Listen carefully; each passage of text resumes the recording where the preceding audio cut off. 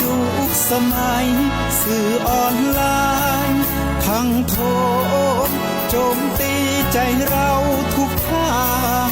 มีศีลมีธรรมเคียงข้างชีวิตพบทางสุขใจ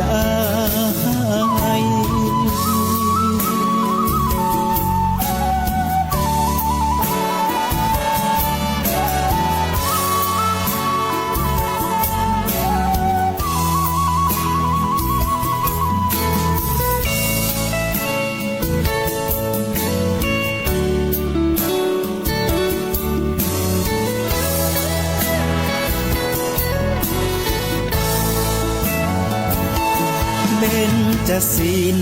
ว่ายังไงไหนลองท่องมา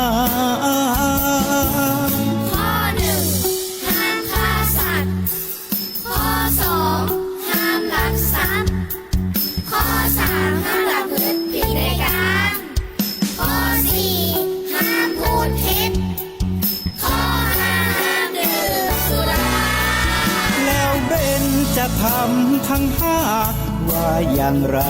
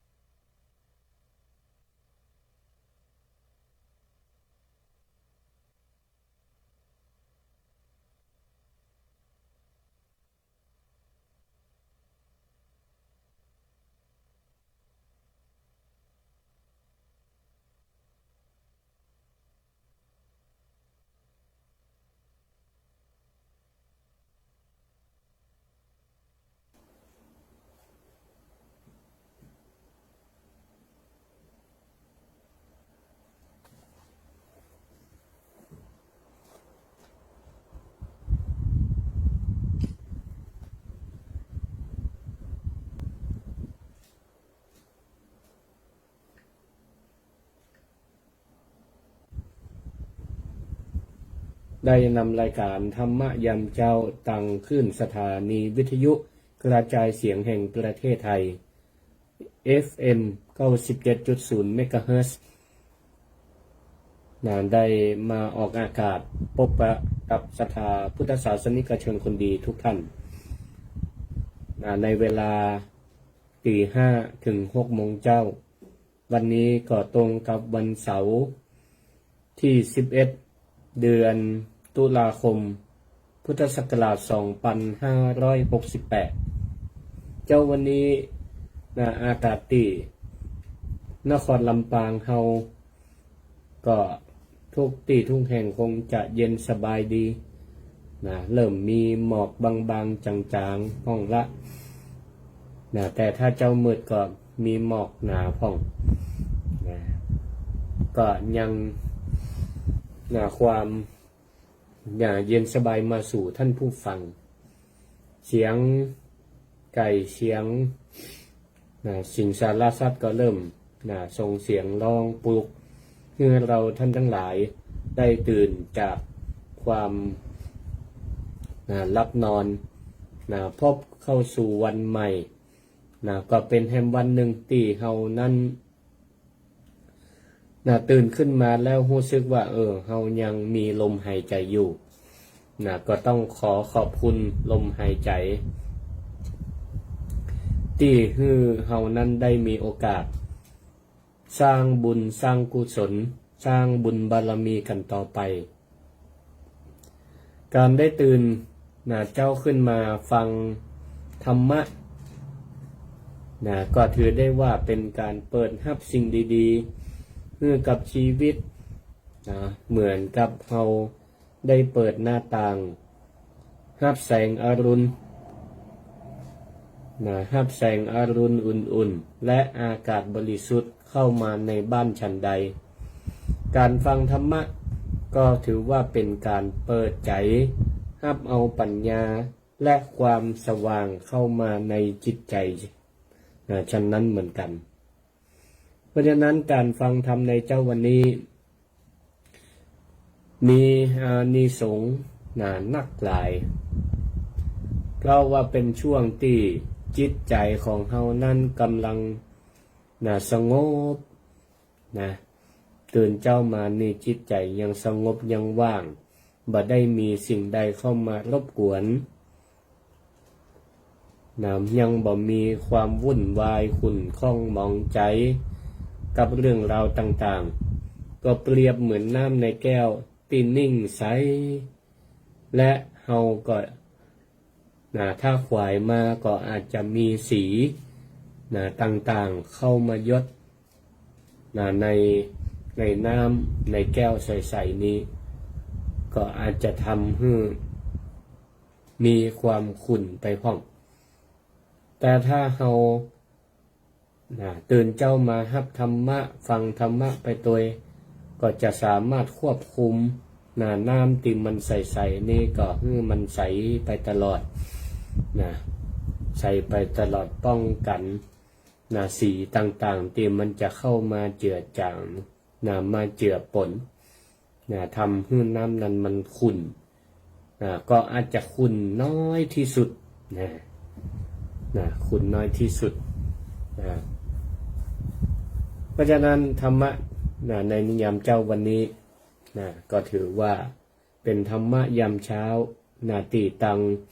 สถานีวิทยุกระจายเสียงแห่งประเทศไทยกรมประชาสัมพันธ์จังหวัดลำปางได้มอบเวลาดีๆอันมีประโยชน์นี้ให้กับท่านผู้ฟังเป็นการเผยแผ่ธรรมะขององค์สมเด็จพระสัมมาสัมพุทธเจ้า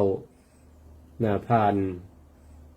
ครูบาอาจารย์พระนักเผยแผ่แต่ละรูปแต่ละท่านได้หมุนเวียนเปลี่ยนกันมานำเสนอธรรมะสู่ศรัทธาญาติโยมท่านผู้ฟัง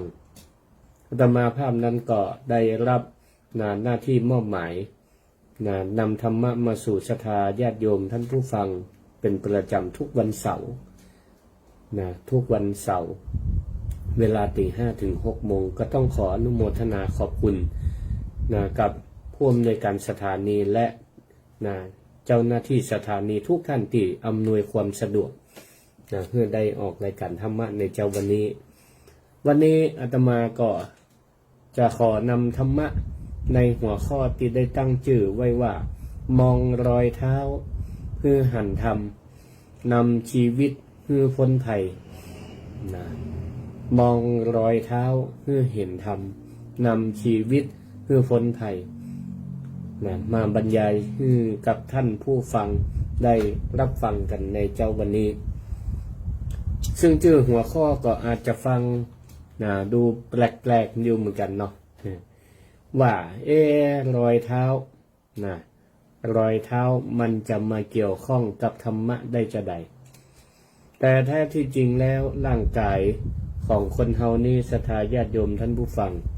เป็นสิ่งที่แสดงออกของธรรมะที่ลึกซึ้งอย่างยิ่งตั้งแต่ตั้งแต่หัวจนเท้าเป็นการแสดงออกธรรมะได้ทั้งหมดทุกส่วนของร่างกายแม้กระทั่งรอยเท้าของเฮาตีย่ำเตียวไปบนผืนแผ่นดินทุกวันทุกวันตั้งแต่ตื่นเจ้าเฮากับลุกเดินก็ใช้อวัยวะต่ำสุดในการเดินก็สามารถบ่งบอกถึงสภาวะจิตใจรอยเท้าของเฮาในการเดินของเฮาก็ถือว่าเป็นการบ่งบอกถึงสภาวะจิตใจภายในของเฮาได้ตั้ง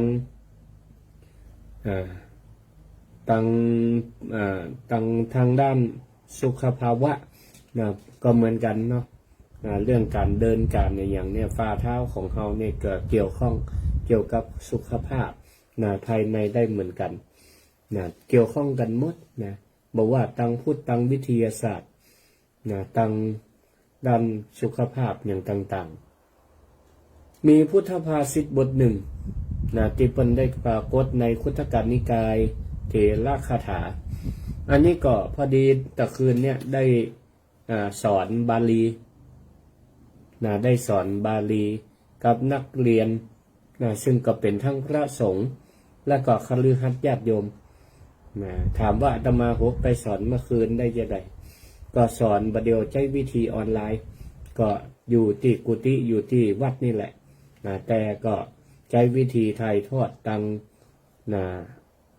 ในระบบออนไลน์เอาสอนนักเรียนที่เปิ่นมีความสนใจเรียนบาลีแปลบาลีเป็นไทยกันใครสนใจจะเรียนก็ได้แต่ก็ต้องใจความมานะพยายามหน่อยหนึ่งก็พอดีว่าได้ชวนนักเรียนแปลในธรรมบทภาคที่2เรื่องสามาวดีมันมีอยู่ท่อนหนึ่งมันมีอยู่ท่อนหนึ่งที่มีพุทธภาษิตพระคาถาอยู่ท่อนหนึ่งว่าลาคาตัสสะปะทังวลังกังทุนทัสสะโหติติปุสสคิขหิตังเป็นต้นแล้วกันเนาะกรรมบาลีนี่ว่าไปนักในศรัทธาญาติโยมก็จะอาจจะฟังบอกเข้าใจเดี๋ยวก็จะแปลเป็นภาษาไทยให้ศรัทธาได้ฟังง่ายๆแล้วกันในความหมายนั้นก็มีความหมายเป็นภาษาไทยว่าจะอีกแท้ที่จริงแล้วรอยเท้าของผู้ที่ควรผู้ที่ถูกราคะยอมแล้วพึงเป็นรอยเท้ากระยงนี่นะรอยเท้าของผู้ที่ถูกโทสะประทุษร้ายแล้วพึงเป็นรอยเท้าจิกปลายรอยเท้าของผู้ที่ถูกโมหะเพื่อลุ่มหลงพึงเป็นรอยเท้าติกดส้นลงนี่เป็นรอยเท้าของผู้ที่มีหลังคาเปิดแล้วแลอันนี้พุทธภาษิตนี้ที่คือเฮาได้หันถึงความเชื่อมโยงอย่างน่าอัศจรรย์ระหว่างกายกับใจของเฮากิเลสที่ซ่อนอยู่ในใจบ่ว่าจะเป็นความโลภความโกรธหรือความหลงมันบ่ได้อยู่เฉยๆศรัทธาญาติโยมท่านสาธุชนทั้งหลายกิเลสนี่เวลามันมาครอบครองอยู่ในจิตในใจเฮาเนี่ยมาครอบงำอยู่ในจิตในใจมันบ่ใจปาให้จิตใจมันขุ่นมัวอย่างเดียวแต่มันแสดงออกมาทางกายแสดงออกมาทางวาจาก็ได้มันก็เลยเกิดความสัมพันธ์กันระหว่างกายกับใจของเฮามัน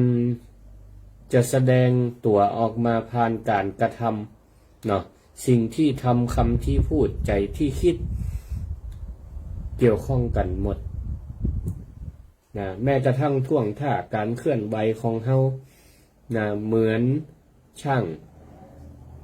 ศรัทธาเคยไปพอเปิ่นแสดงการเชิดหุ่นกระบอกตีอยู่หลังม่านแล้วก็ใจแสงไฟส่องเข้าไปก็หันแต่เงาหันแต่หุ่นกระบอกเฮาก็เป็นเพียงแค่หุ่นที่ถูกกิเลส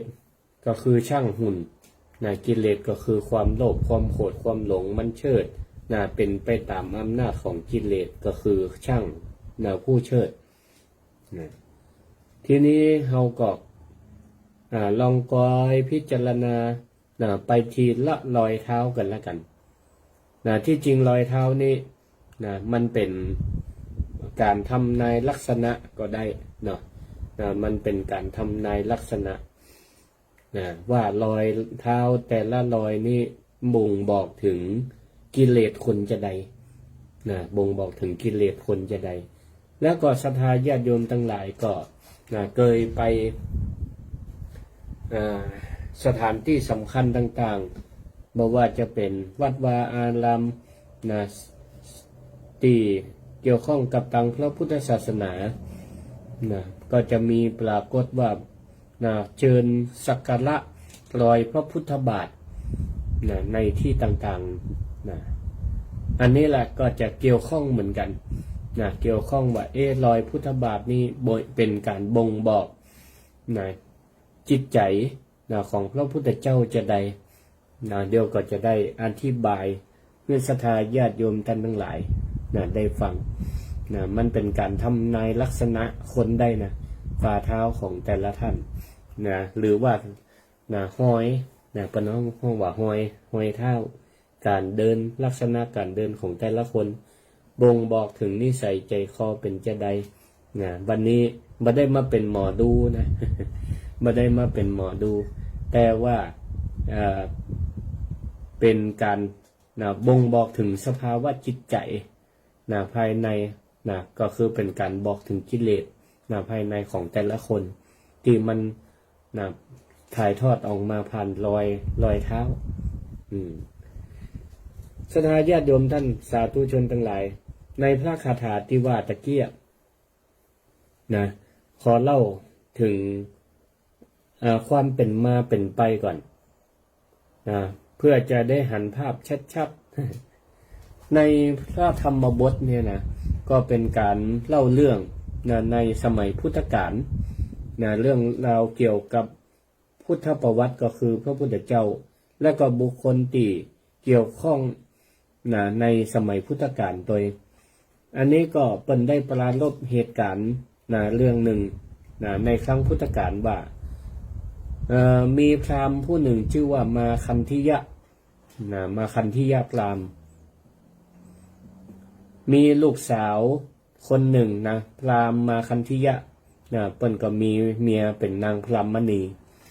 พราหมณ์นี่เปิ้นมีครอบครัวใดมีแล้วก็เปิ้นก็มีลูกสาวงามมีลูกสาวงามขนาดอยู่คนหนึ่งชื่อว่านางมาคันธิยาเปิ้นเปรียบในหนังสือเนี่ยเปรียบว่าความงามของเปิ้นนั้นเปรียบเหมือนเทพธิดาอัมพสรเปิ้นทีนี้ก็พราหมณ์มาคันธิยะนี่เปิ้นก็ขางลูกสาวหันลูกสาวเปิ้นงามมีความเพียบพร้อมทุกอย่างเพราะฉะนั้นการที่จะได้ลูกเขยว่าที่ลูกเขยนี่ก็จะต้องคัดกรองอย่างดีไผก็บ่เปิงสักคนมีคนมาเสนอตัวบรรดาตระกูลเศรษฐีทั้งหลายมาเสนอตัวก็พราหมณ์ผู้เป็นป่อก็มาเอาบ่เลือกบอกว่าแต่ละคนนี่บ่เหมาะบ่สมบ่คู่ควรกับลูกสาวงามทีนี้ก็อยู่มาเจ้าวันหนึ่งพระพุทธเจ้าเปิ้นจะออกไปบิณฑบาตเปิ้นก็ได้ตรวจก่อนแต่ละวันพระพุทธองค์ทรงตรวจข่ายพยานว่าวันนี้ถ้าไปโพดภายบุคคลใดแล้วบุคคลนั้นก็จะมีแววได้บรรลุเป็นพระอริยบุคคลชั้นใดชั้นหนึ่งตั้งแต่โสดาบันเป็นต้นทีนี้เจ้าวันนี้ก็เลยตรวจข่ายพยานว่าจะออกไปโพดภัยดีก็หันข่ายยานของมาคันธิยะพราหมณ์และก็นางพราหมณีสองคนนี้วันนี้ถ้าพระองค์ได้ไปโปรดบิณฑบาตก็ดีไปโปรดแสดงธรรมก็ดีสองคนนี้จะได้มีโอกาสได้มีโอกาสบรรลุธรรมเป็นพระโสดาบันเป็นพระสกทาคามีเสร็จแล้วแล้วพระองค์ก็ได้เตรียมบาตรและจีวรนุ่งห่มอย่างเรียบร้อยแล้วก็เสด็จออกไปเสด็จออกไปเดินตามถนนหนทางทีนี้ก็มาคันธิยะพราหมณ์เปิ้นก็เตียวตื่นเจ้ามาก็เตียวออกกำลังกายไปกาดอย่างเงี้ยก็หันพระพุทธเจ้าพราหมณ์นี่บ่ได้คิดว่าเป็นพระพุทธเจ้าบ่ฮู้จักก็คิดว่าเป็นนักบวชต่างศาสนารูปหนึ่งแหละเตียวมาเตียวมาแต่ไกลกำลังเตียวมาเข้ามาใกล้มาคันธิยะพราหมณ์ทีนี้ก็หันพระพุทธลักษณะของพระพุทธเจ้างดงามมีพระวรากายงดงามแล้วก็มีความเรียบพร้อมเรียบร้อยเป็นไปตามลักษณะของมหาบุรุษแล้วก็มาคันธิยะพราหมณ์นี่ก็บ่เคยหัน บุคคลที่มีรูปงามมีความพร้อมเป็นมหาบุรุษอย่างนี้มาก่อนก็เกิดความเปิงอกเปิงใจเปิงอกเปิงใจว่าโอ้บุรุษคนนี้เนี่ยสมณะรูปนี้เนี่ยถ้าได้มาเป็นลูกเขยของเฮานี่จะเปิงขนาดเปิงขนาดหรือถ้านางมาคันธิยาได้เ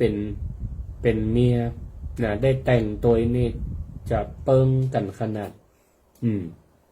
จะมีความเหมาะสมเปิงกันขนาดว่าแล้วก็เข้าไปตักพระพุทธเจ้าว่าดูก่อนสมณะท่านเป็นคนที่มีรูปร่างลักษณะงดงามถ้าได้ไปเป็นลูกชายของเฮาไปเป็นสามีลูกสาวเฮาเนี่ยจะเหมาะขนาดนี้ถ้าลูกสาวเฮาได้มาเป็นเมียของท่านเนี่ยจะเหมาะขนาดนี้ก็ได้อู้จะอีได้อู้จะอีก็เลยวันขอสมณะยืนอยู่ตรงนี้ก่อนเดี๋ยวเฮาจะไปปาลูกปาเมียมานำเสนอจะปาลูกสาวมาฮื้อพอตัวว่าสมราคาคุยก่อนฟังไปไหนแต่เนิ่นว่าแล้วก็พราหมณ์นี่ก็ล่นไปบอกนางพรามณีผู้เป็นเมียแล้วก็บอกว่านางพรามณีเข้าใจแต่งตัวลูกสาวหุ่งงามเดี๋ยวเฮาจะปาไปฮื้อว่าที่เจ้าเบาดูตัวเฮาปะละปัจจัยที่มีความรูปงามมีความพร้อมเหมาะสมบรรดาคนทั้งหลายก็แตกตื่นได้ยินจะอันเจ้าบ้านเจ้าจองเนี่ยหูฟังมาคันธิยาพราหมณ์จวนลูกจวนเมียไปหาคนที่จะเป็นว่าที่เจ้าเบาเจ้าบ้านเจ้าจองได้ฟังก็โอ้แตกตื่นกันว่าโอ้พราหมณ์นี่ขางลูกสาวมาแต่เมินแต่ไหนแต่ใดมายกเครื่องไผ่หาว่าบ่เหมาะสมแล้วจะได้ว่าตอนนี้นี่ว่าได้คนที่เหมาะสมละโอ้เคยไปพอกำลังหน้าตาเป็นจะได้ว่าแล้วก็ตยพามกันมาเป็นหมู่เป็นจุมมาในที่มาคันธิยาพราหมณ์ปะพระพุทธเจ้าครั้งแรกทีนี้ศรัทธาญาติโยมทั้งหลายพระพุทธองค์เพิ่นก็บ่ได้ประทับยืนอยู่ที่เดิมเพิ่นก็เดินไปที่อื่นเดินไปทางหน้าแล้วทีนี้ก่อนพระองค์จะเสด็จไปเพิ่นก็ได้ประทับลอยพระพุทธบาทไว้ประทับลอยพระพุทธบาทไว้1 รอยศรัทธาญาติโยมทั้งหลายในพระธรรมบทเพิ่นก็ได้กล่าวไว้ว่าบรรดารอยพระบาทเนี่ยของพระพุทธเจ้าเปิ้นสามารถประทับรอย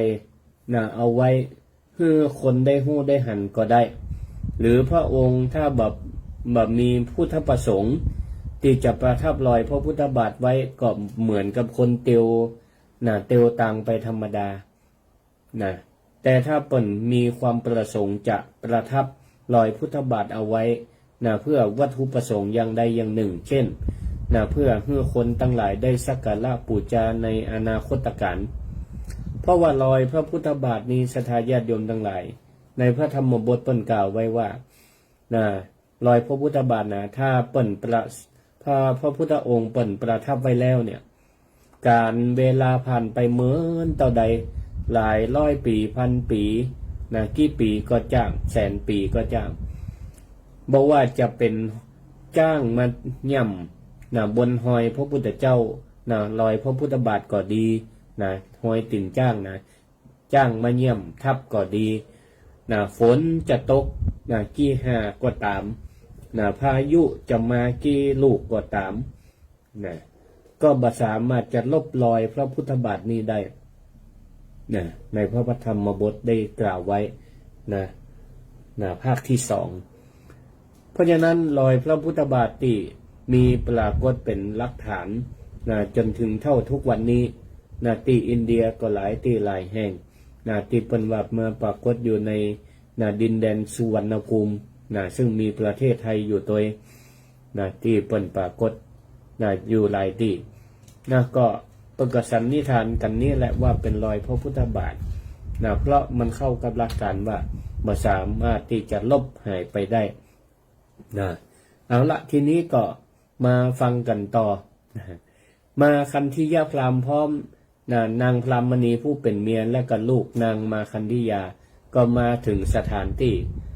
นางพรามณีผู้เป็นเมียก็เลยถามว่าไหนว่าที่ลูกเขยคนใหม่อยู่ที่ไหนอ่ะพราหมณ์มาคันธิยาพราหมณ์ก็พอหาก็บ่หันนะแต่ก็ยืนยันนะบอกว่าโอ้ตะกี้ยืนอยู่นี่นะได้บอกไว้อยู่ว่าขอยืนอยู่รอตรงนี้ก่อนเดี๋ยวจะไปปาลูกปาเมียมาให้พอทีนี้ก็โซ่พอใช่พอขวาก็บปะแต่กันนี่พอก้มลงพอแผ่นดินก็หันลอยพระพุทธบาทก็เลยจี้ไปว่าเนี่ยหลักฐานนะปรากฏอยู่เนี่ยรอยเท้าของมหาบุรุษคนนั้นเนี่ยเป็นมีรอยเท้าอยู่นี่เป็น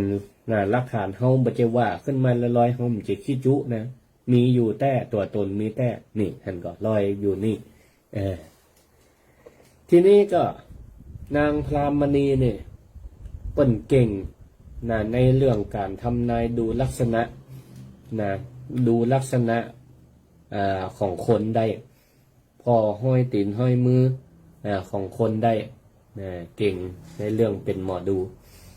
ทีนี้พอเปิ้นก็ก้มลงพอรอยเท้าตีปรากฏอยู่100เนี่ยโอ้นางพรามณีนี่เปิ้นก็ได้บอกก็เลยอู้เป็นคาถาขึ้นมาพระคาถาที่อาตมาได้ยกเป็นเบื้องต้นตะกี้นั่นแหละว่าลักษณะของรอยเท้าคนเนี่ยนะบ่งบอกถึงบุคลิกนิสัยใจคอบ่งบอกถึงกิเลสของคนได้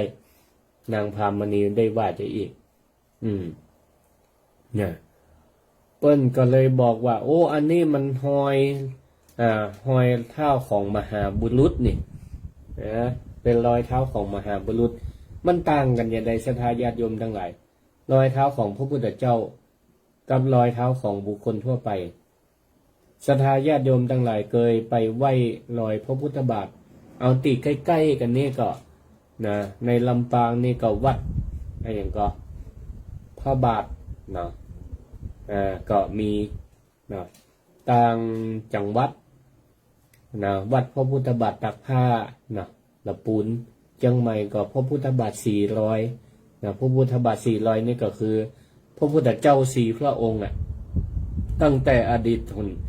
ถึงปัจจุบันก็ได้ประทับรอยพระพุทธประทับรอยพระพุทธบาทเอาไว้ตีเดียวกันแต่พระพุทธเจ้า4องค์มาตีเดียวกัน4หอยตั้งกรรมตั้งวาระอันเนี้ยเอาง่ายๆว่าศรัทธาเคยไปสังเกตรอยพระพุทธบาทแต่ละตีก็จะเป็นหอยเรียบ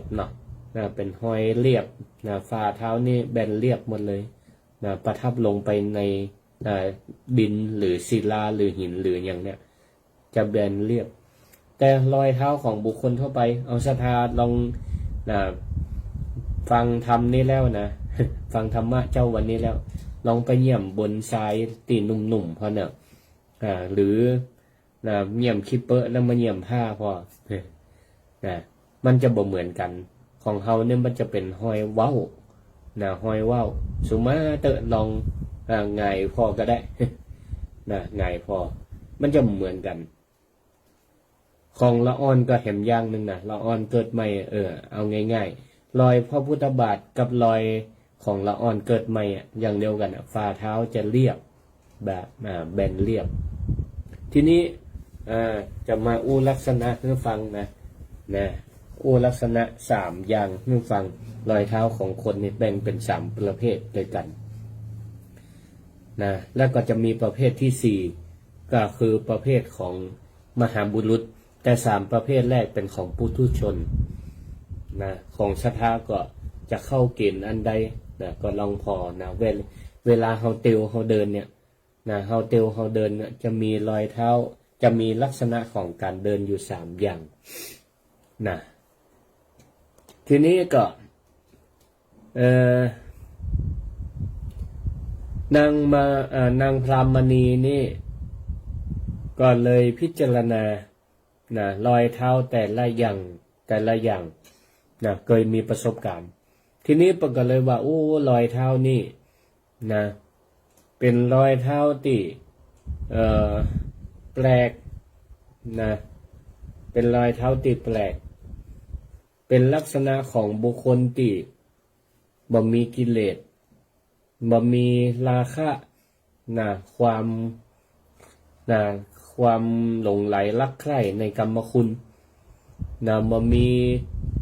โทสะบ่มีความโกรธโมหะบ่มีความหลงเพราะเป็นรอยเท้าแบนเรียบทั้งหมดผิดไปจากที่ตัวเก่าเคยหันมาเป็นรอยเท้าของมหาบุรุษแล้วนี่ทีนี้ก็เป็นจะใดนางพรามณีเพิ่นก็ได้อู้ถึงว่าลักษณะโดยบุคคลทั่วไปปุถุชนคนยังมีกิเลสอยู่นี่ลักษณะรอยเท้าจะมีอยู่3อย่างบ่อย่างใดก็อย่างหนึ่งแต่ละคนนี่จะต้องมีลักษณะบ่อย่างใดก็อย่างหนึ่งใน3อย่างนี้1รอยเท้ากระโยงรอยเท้ากระโยงของบุคคลผู้มีราคะในที่นี้ก็หมายถึงคนที่เปิ่นมีความอยากมีความใคร่ได้ใครมีใครเป็นมีความโลภมีความกำหนัดอยู่ยินดีในความโลภอยากได้ในสิ่งของต่างๆอยากใครมีใครเป็นเหมือนกับเฮาปุถุชนคนธรรมดานี่แหละเปิ้นเปรียบว่าคนที่มีราคะครอบง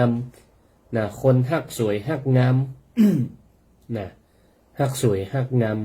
เวลาเดินเนี่ยจะเดินกระโยงหรือเปิ้นห้องว่าขยงไปเท่าเตียวเอาไปตีนลงก็ยกตัวอย่างง่ายๆเหมือนคนที่เปิ้นแบบจะเตียวกันกลัวเปื้อนจะเตียวเต็มตีนนี่จะกลัวเปื้อนขี้จะกำเมืองห้องว่ายังขี้จะอยู่บ่ค่อยมั่นใจในการเดินสดาญาติโยมทั้งหลาย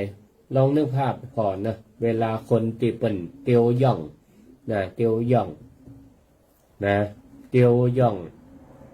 เอาง่ายๆว่ายังหมู่ขโมยขโจรที่จะไปลักขวาเมื่อค่ำเมื่อคืนนี่จะต้องเตียวย่องเตียวก้อยๆเอาปลายตีนลงเตียวแบบเงียบๆเวลาคนหนุ่มคนสาวสมัยก่อนเนี่ยเปิ้นจะไปแอวหากันเปิ้นก็พยายามที่จะเก็บเสียงเปิ้นจะเก็บเสียงให้มันเงียบที่สุดเบาที่สุดเปิ้นก็จะเตียวแบบเบาๆแบบทนุถนอมบ่ลงน้ำหนักเต็มฝ่าเท้า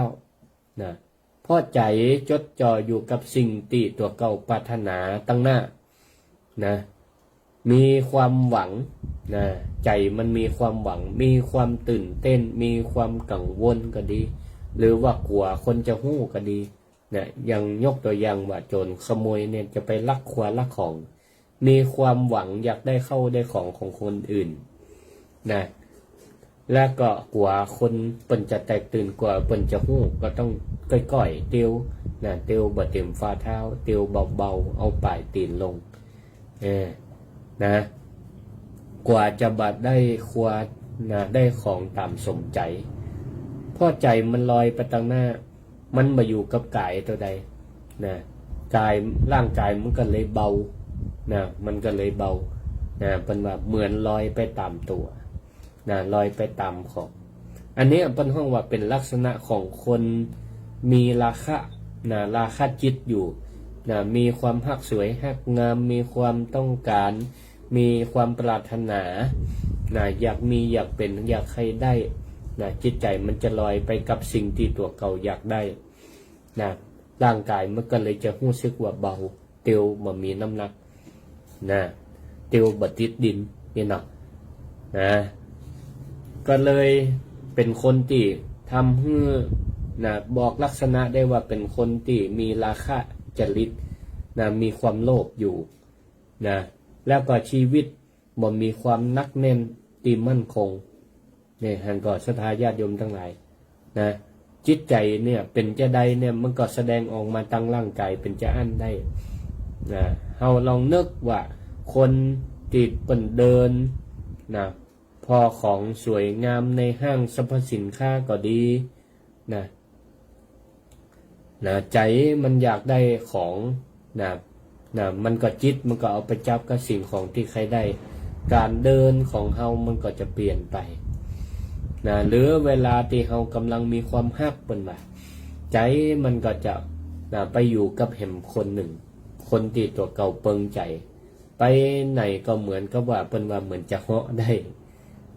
อันเนี้ยเป็นห้องว่าหอยเท้ากระโยงของคนที่มีกิเลสในความโลภอยู่มีความโลภอยู่ เพราะฉะนั้นเราก็ทำนายลักษณะการเดินของคนได้ไผเดินแบบเบาๆวิวแสดงว่าคนนั้นนี่มีความปรารถนาแค่ได้อย่างใดอย่างหนึ่งต้องการอย่างใดอย่างหนึ่งหรือมีความฮักกันถ้าเป็นวัยหนุ่มสาวส่วนรอยเท้าที่สอง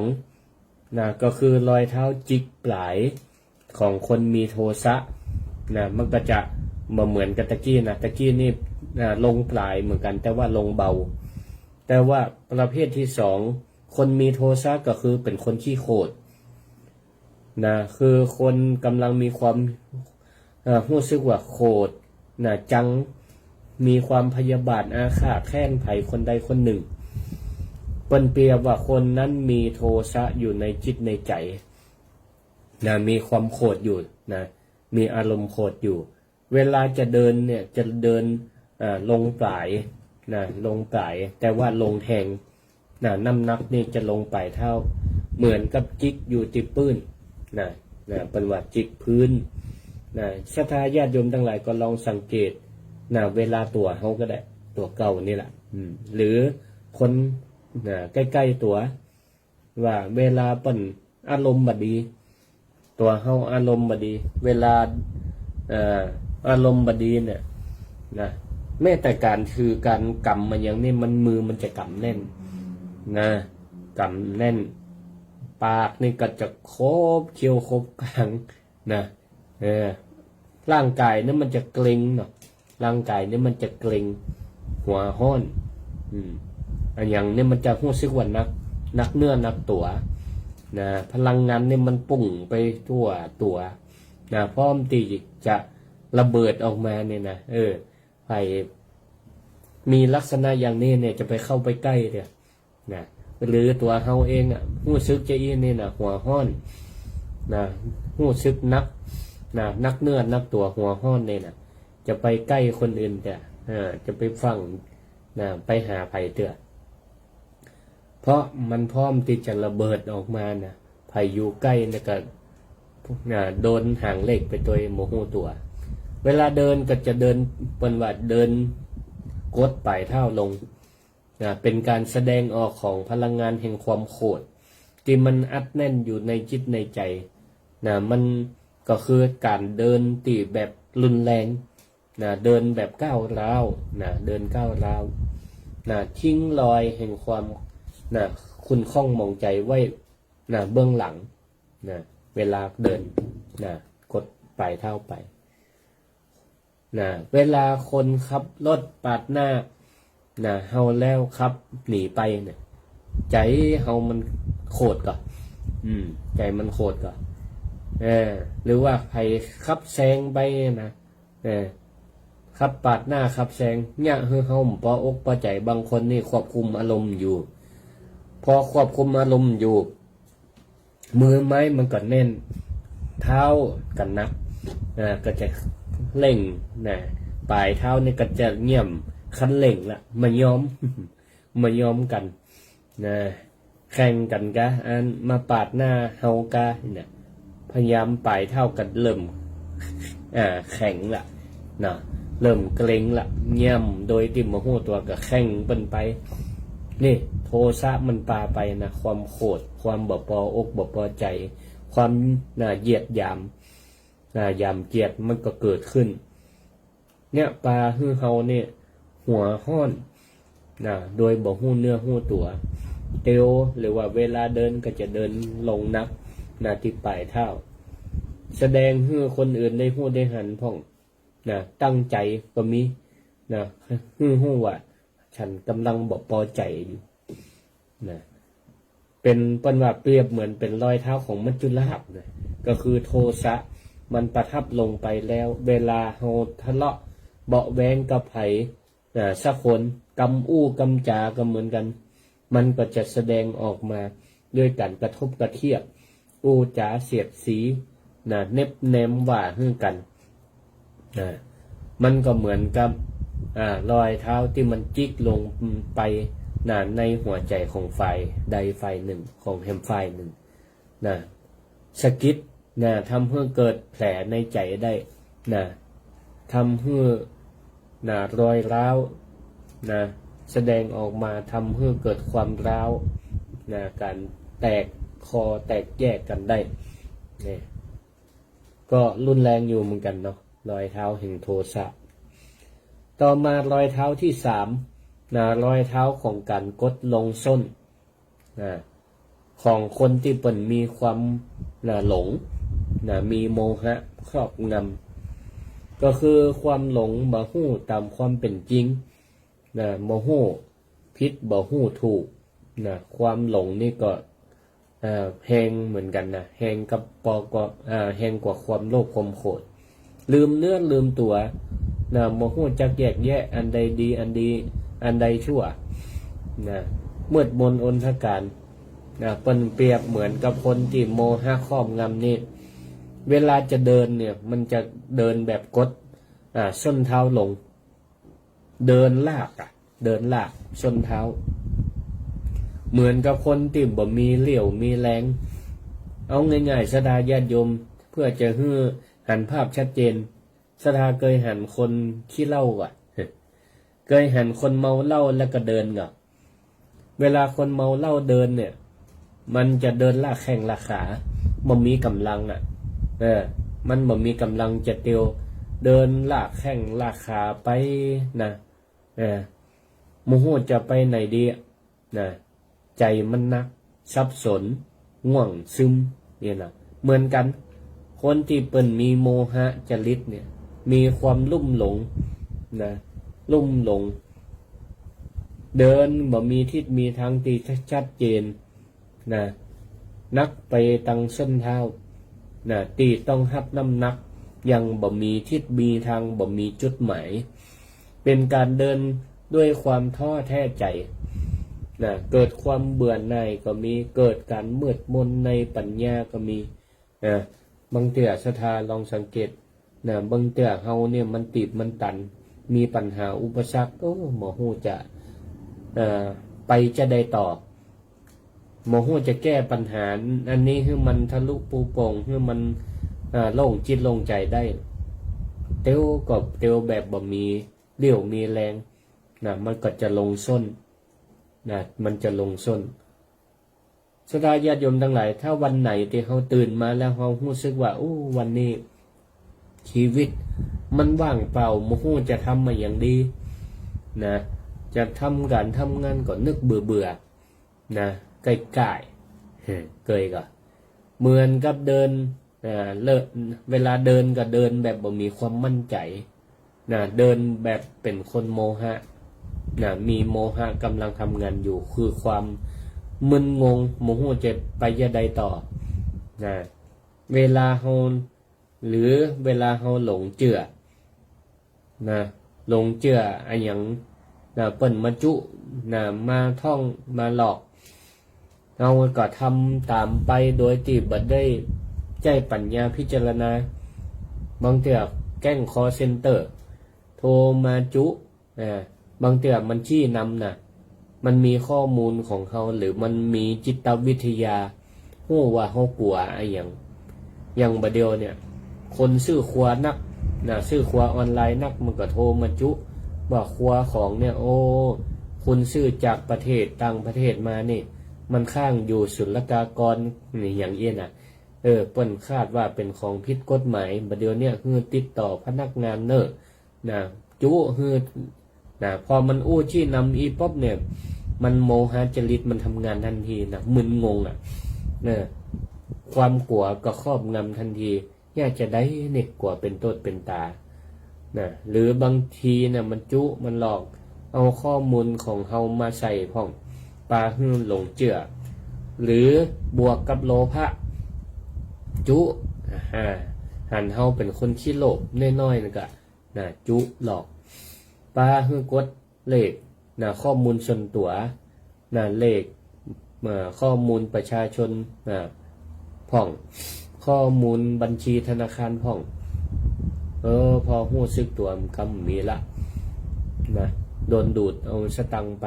ออกจากบัญชีธนาคารไปอันนี้แหละเพราะโมหะ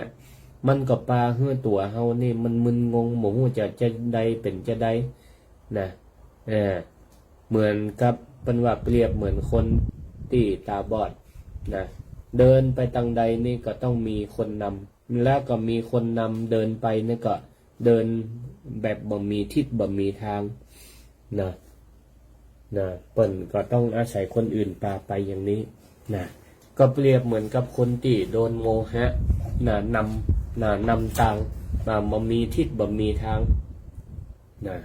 บ่มีทิศบ่มีทางไปจะเนี่ยศรัทธาญาติโยมทั้งหลายรอยเท้าคนนี่ก็เป็นการบ่งบอกถึงจริตบ่งบอกถึงว่าในสภาวะจิตใจณตอนนั้นเปิ้นเป็นจะใดเปิ้นก็เพื่อพิจารณาลักษณะการเดิน3อย่างนี้การเดินถ้าเดินแบบกระยงก็เดินแบบกระยงบ่เต็มเท่าเปิ้นว่าเป็นคนมีราคะจริตเป็นคนที่ฮักสวยฮักงามเป็นคนที่มีความปรารถนาสิ่งใดสิ่งหนึ่งใจบ่อยู่กับเนื้อกับตัวเพราะฉะนั้นการเดินเลยเดินบ่เต็มเท่าส่วนคนที่เป็นคนขี้โคตรอยู่เขาก็ลองพอดีๆถ้าไผเตียวลงปลายเท้านักปลายเท้าเนี่ยแสดงว่าคนนั้นกำลังโคตรอยู่หรือว่าไผเดินลงแบบลงส้นเท้าเดินลงส้นเท้าไปแบบบ่มีกำลังบ่มีกำลังนี่แสดงว่าเป็นคนมีโมหะถ้าไปจุไปหลอกง่ายๆกำเดียวอย่างนี้ก็สำหรับคนที่ตัวเฮาเองก็ต้องระมัดระวังให้ดีส่วนคำว่าหลังคาเปิดแล้วมันมีคำสุดท้ายอยู่หมายความว่าอย่างวิวัตตัชชะทัสสะนี่มีหลังคาเปิดแล้วก็คืออย่างบ้านของเฮาก็คืออัตภาพร่างกายและจิตใจของเฮาเนี่ยศรัทธาญาติโยมทั้งหลายส่วนหลังคาก็คือสติปัญญาประเภทที่4นี่ก็คือพระมหาบุรุษรอยเท้าของมหาบุรุษนี่เป็นว่าเปรียบเหมือนหลังคาเปิดแล้วก็คือมีหลังคาก็คือมีสติมีปัญญาคอยคุ้มครองป้องกันบ้านของเฮาจากพายุก็คือกิเลสป้องกันกิเลสคือโลภะโทสะโมหะคนที่มีหลังคาเปิดแล้วก็หมายถึงคนที่ขาดสติขาดปัญญานั่นเอง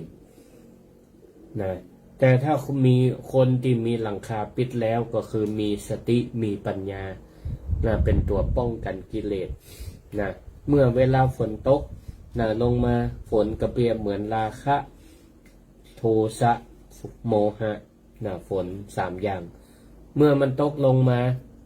มันก็ถ้ามันฮดเข้ามาในจิตในใจซึมเข้ามาได้ก็แสดงว่าหลังคาของเฮานั้นมันเปิดสติมันเปิดปัญญามันเปิดมันก็ปล่อยให้ราคะโทสะโมหะเข้ามาในจิตในใจปาให้จิตใจนั้นมันเปียกชุ่มไปด้วยกิเลส3อย่างเปียกไปด้วยโลภะ ราคะหรือคือโลภะความอยากมีอยากเป็นอยากได้มันครอบงำเสร็จแล้วมันก็ปาจิตปาใจไปในสิ่งที่ตัวปรารถนาสองมันหดด้วยโทสะก็ปาจิตปาใจให้เฮานั้นมีความคิ้วโคดงดงิดใจบ่พอใจเกิดความพยาบาทอาฆาตมาดร้ายจองเวรจองกรรมกันอย่างนี้เพราะขาดสติขาดปัญญาหลังคามันเปิดส่วนฝนตัวที่สามก็คือโมหะเข้ามาหดหล่อแล้วก็ปาหื้นจิตใจนั้นมันมืดมันมืดบอดบ่ฮู้ตามความเป็นจริงขาดสติขาดปัญญาอันนี้แหละเป็นลักษณะทั้งสามอย่างแต่ถ้าบุคคลใดมีหลังคามีหลังคาตีปิดดีก็คือมีสติมีปัญญาก็รอยเท้าที่สี่นี่ก็คือรอยเท้าของมหาบุรุษก็คือเวลาจะเดินก็เดินเต็มฝ่าเท้าเต็มฝ่าเท้าลงทั้งหมดด้วยความมั่นอกมั่นใจปราศจากโลภะโทสะโมหะเพราะฉะนั้นติเกียได้อวดรอยเท้าแข็งของมหาบุรุษผู้บ่มีกิเลสก็คือรอยพระพุทธเจ้านี่เป็นผู้บ่มีกิเลสเปรียบเหมือนกับละอ่อนน้อยศรัทธาญาติโยมทั้งหลายละอ่อนทารกที่เกิดใหม่นี่ไปเกิดใหม่ลูกหลานตันเต้าศรัทธาลงไปพอฝ่าเท้าของเขามันจะแบนเรียบแบนเรียบก็หมายถึงว่าละอ่อนเกิดใหม่นั่นก็เหมือนกับผ้าขาวที่บ่มีมลทินบ่มีกิเลสบ่มีความโลภความโกรธความหลงหรอกละอ่อนเกิดใหม่บ่มีกิเลสรอยเท้าฝ่าเท้าของเขานี่มันจะแบนเรียบแต่พอขึ้นใหญ่ขึ้นมาลู่เดียงสาขึ้นรอยเท้านั้นก็จะเปลี่ยนไปทุกคนจะเปลี่ยนไปมันจะเว้ามันจะเว้าเข้าครูบาอาจารย์ประกาศอย่างเนี้ยเป็นกะอ้างอิงในพระไตรปิฎกพระธรรมบทนี่แหละว่ารอยเท้าของคนเนี่ยบ่งบอกถึงกิเลสคนได้ถ้าฝ่าเท้ามันเว้าเว้านักเว้าน้อยนี่ก็บ่งบอกถึงกิเลสของคนได้เว้าน้อยกิเลสก็บางหน่อยเว้านักก็กิเลสหนาหน่อยอย่างนี้เป็นต้นอันนี้ก็เป็นการตำราเป็นการเอาตำราการมองรอยเท้าของคนเนี่ยมาเล่าให้ฟังศรัทธาญาติโยมทั้งหลายมาเล่าให้ฟังเนี่ยก็ตรงกับหัวข้อที่ได้อู้ไปจากข้างต้นว่ามองรอยเท้าให้เห็นธรรมนำชีวิตให้พ้นภัยก็หมายความว่าเพราะฉะนั้นต่อไปเนี่ยเวลาเขาจะเดินจะเตียวจะย่างจะใดเนี่ยเขาก็ต้องพิจารณารอยเท้าของตัวเก่าการเดินของตัวเก่าหู้เท่าทันการเดินของตัวเก่าหู้เท่าทันเวลาเขาเดินแล้วเขากำลังมีความรู้สึกว่าเรากำลังมีกิเลสตัวใดตัวหนึ่งเข้ามาอยู่มีความโลภกะ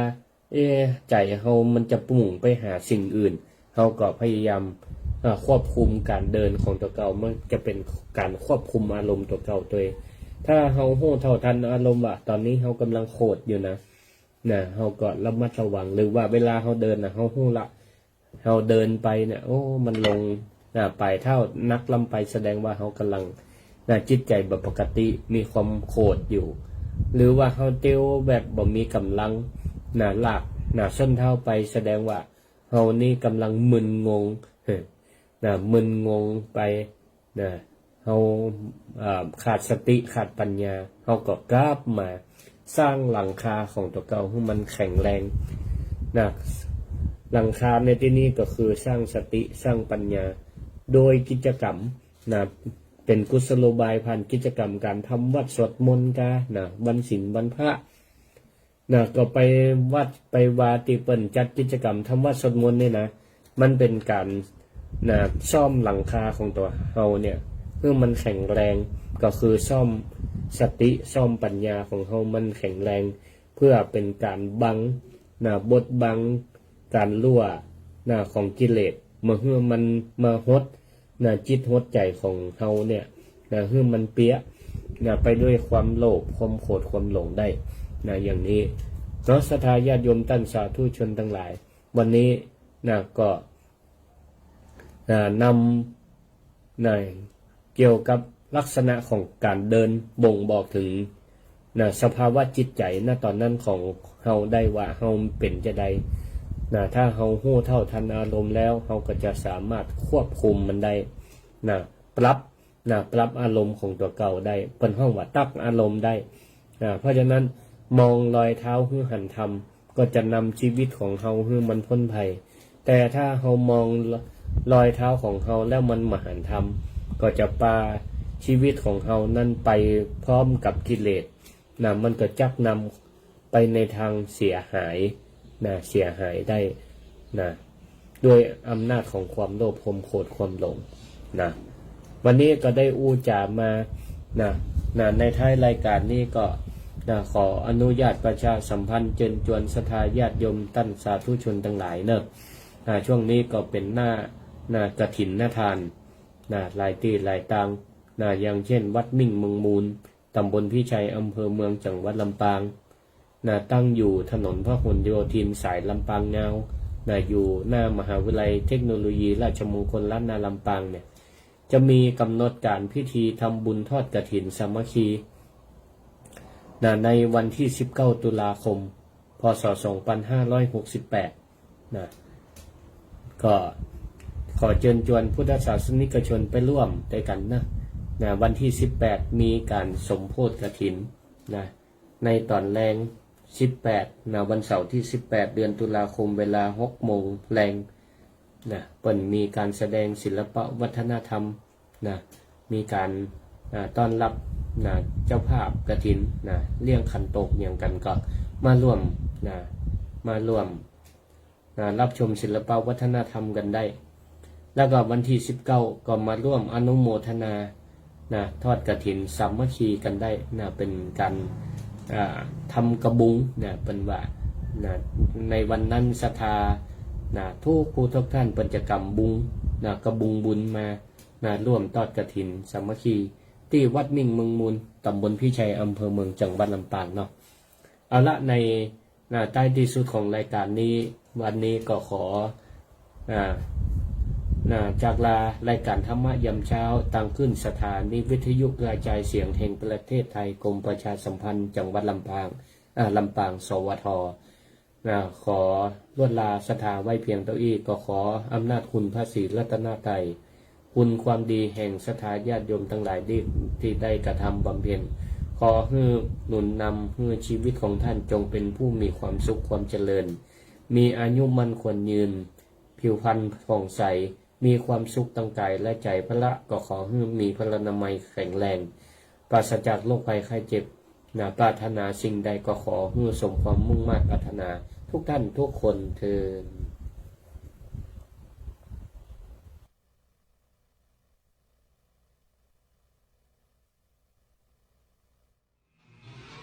รับฟังข่าวต้นชั่วโมง 6 นาฬิกากับผมบุญมาศรีมาศครับกรมส่งเสริมอุตสาหกรรมเปิดงานมหา